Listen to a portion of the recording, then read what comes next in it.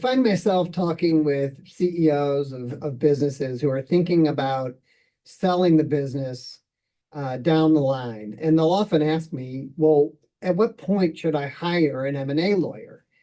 And my general answer is as early as possible, because there's a whole bunch of planning issues that we should be thinking our way through well before you get actually into a transaction.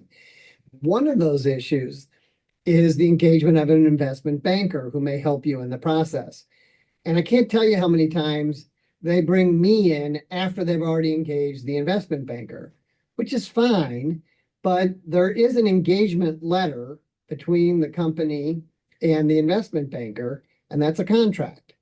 And if you haven't had it reviewed by an M&A practitioner, you may have missed a bunch of issues that could have been resolved more in your favor. So I really encourage people to reach out to me early so we can go through that. One of my favorite issues in the investment banker engagement letter is choice of law.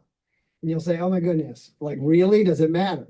So almost all investment banker engagement letters that I review are governed by New York law. New York has law that's favorable to financial institutions and investment bankers, and they just default that way.